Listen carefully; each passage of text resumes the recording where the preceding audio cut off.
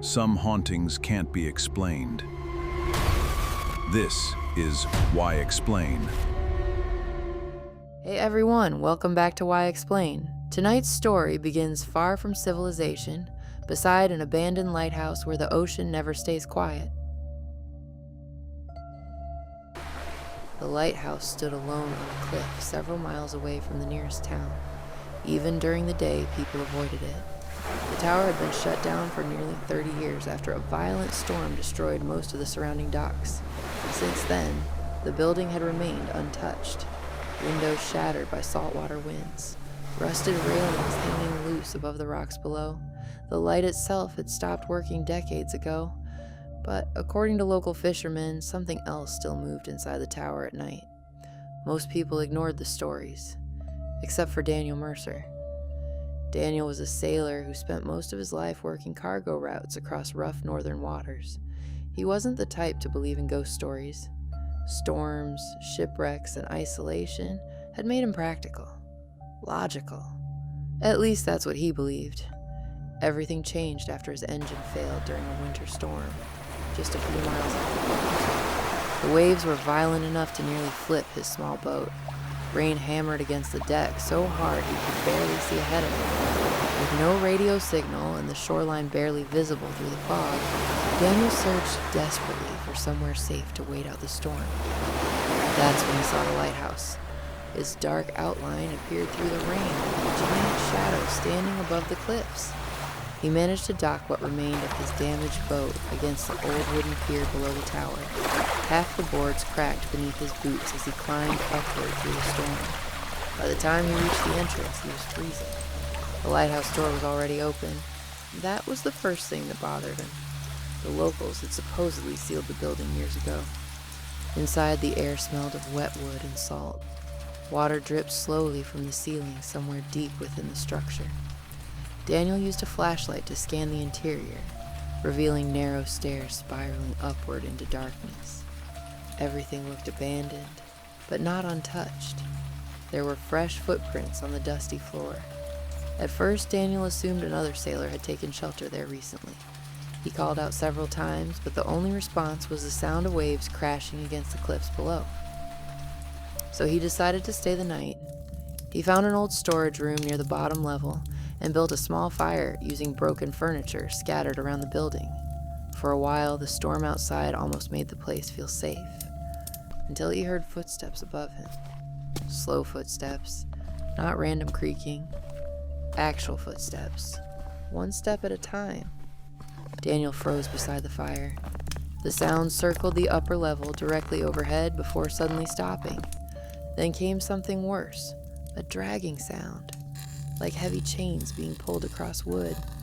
Daniel grabbed his flashlight and climbed the stairs carefully, expecting to find another stranded sailor. But every floor was empty. No movement, no chains, nothing. Only silence. When he reached the lantern room at the very top of the lighthouse, he noticed something strange immediately. The massive light facing the ocean was on. Not brightly, just faint enough to rotate slowly through the fog outside. Daniel stared at it in disbelief. The lighthouse had no electricity. And yet the beam continued turning across the dark ocean. That's when he saw the logbook. An old leather journal rested beside the control panel covered in dust and seawater stains. Most pages were ruined beyond reading, except for the final entry written shackily near the back. Fog returned tonight. He is still walking the stairs and do not answer if he knocks. Daniel felt a chill run through him. Then came the knock. 3 slow knocks from directly below the lantern room door.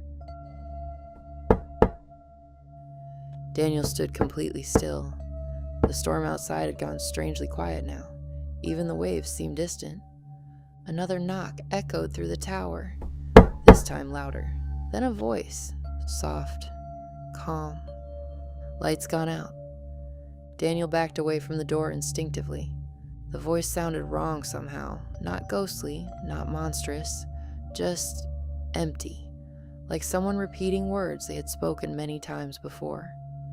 He forced himself closer to the small window overlooking the cliffs outside, and what he saw nearly made him fall backward. A figure stood on the rocks below near the ocean. A sailor, completely motionless. Rain moved through him instead of around him.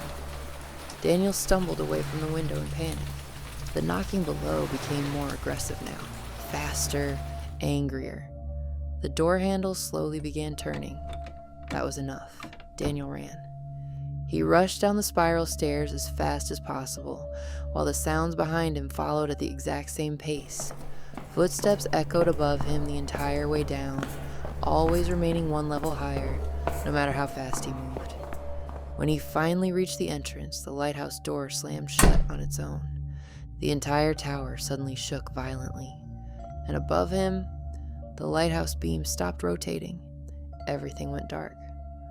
For several seconds, Daniel heard only breathing somewhere inside the blackness near him. Not his own breathing, someone else's, right beside him.